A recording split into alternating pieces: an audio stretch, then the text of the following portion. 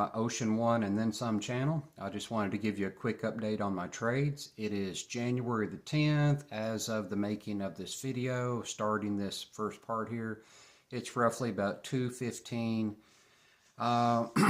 and I have just adjusted my trades. So it was a tough week between yields and bonds and interest rates and the jobs report coming in hot. The market decided to sell off today. So, having said that, what did I do? What action did I take? And how did I come out on my trades from Friday to Friday? I'm going to walk you through that, and hopefully you'll find this beneficial. Okay, so let's recap, and I'm going to recap starting from Friday 1 week prior to today. So last Friday leading up to this Friday. If you remember, I bought the open 114 January the put. I paid $24 for it. I sold the open 4 14.50 puts. I was paid $45 a piece. That Monday of this week, when Monday rolled around, I was up 72% on the trade. And so I decided to exit the trade. I sold it and I collected $132. I kept that for the time being. When Monday rolled around, I bought to open one $15 put, paid $27 for that. I sold to open three 15.50 puts at $55 a piece, or $165. So I sold to close at 0.60. Now that was this put. So I got paid 60. I paid 27 for it. That gave me $33. I also decided to close out this put. And if you remember, I told you that I was losing my downside protection. That was really a wash today in the grand scheme of things. This one would have been worthless. Anyway, I ended up with $17 from the puts that I had purchased. I ended up collecting $17 there. Not much, but every little bit helps in a down market. Now, here is where it gets just a little bit tricky to explain. Remember, I was up $132. I was up $17 here, but these sold puts for $15.50 ended up putting me in the hole. I just purchased those back. Literally, is right before I started to make this video, I purchased these back, and I had to pay $139 a piece. And originally, I was paid $55 a piece when I sold them. So if you take $139 minus the $55 that I was originally paid, that put me $84 in the hole on that particular trade. That's times 3, because I had sold 3 of them. And that puts me $252 in the hole.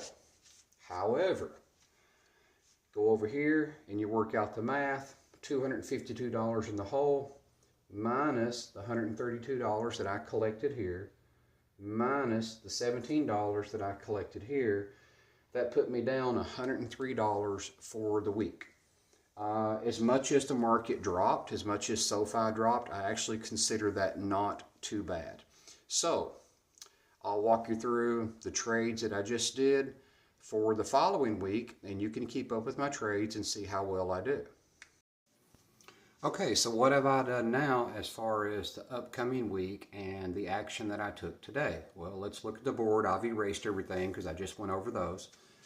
If you remember, I was down from Friday to Friday, January the 3rd to January the 10th. I ended up being down a total of $103 after several trades. I don't consider that too bad considering how much SoFi actually went down, and I'm selling puts. So I actually think I came out okay there.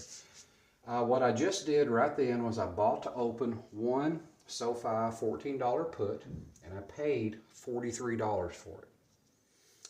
Then I went in and I sold to open 4 14.50 puts at 70. Now I really do feel like the downward pressure is over after this week, and we'll probably get a small rally next week. Whether it's sustained or not is anybody's guess. We could absolutely drop some more. You just never know how the market's going to trade. So I purchased this as a hedge. I usually do a 1 to 3 or 1 to 4.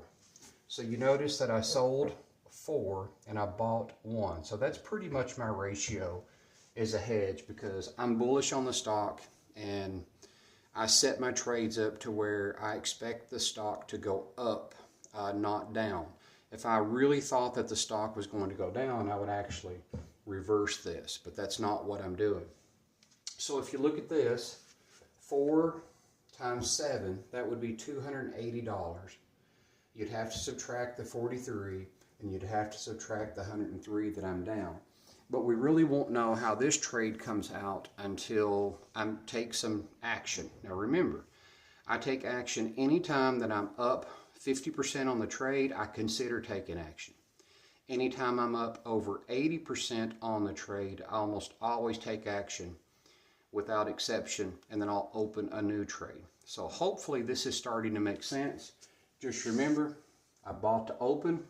That put, that's why it's in red, because I paid for it. Anything I'm paying for, I'm going to put in red for you. Anything I'm collecting, I'm going to put in green. And then at the end, we'll see whether I made money or whether I lost money. From Friday to Friday, right now, I've lost $103 total after all the trades are said and done. Now, technically, you could argue that I'm up cash because I just sold those. But really, we don't know how that's going to play out until we see what the market does. If the market takes a big drop next week, I'll have similar performance and I'll be down. If the market goes up next week, I should be able to put that in the green column, and you know, that's considered a win. Now remember, when I started these videos, remember I told you that from week to week you will lose money from time to time. But the best way to think of this is for the month. How did you do for the month? Now if the market's getting wrecked, it's tough. It really is. If the market is, I'm just going to say semi-stable, then it's not too hard to make money doing this. But anyway, I hope you're finding my videos beneficial. If you like following along, you like following my trades, just consider subscribing. That way you don't miss anything. I'll try to organize these where they, you know, make the most sense. I'll put dates on them and stuff like that. So hopefully it helps. All right, guys, thanks a lot. Thanks for tuning in, and until next time.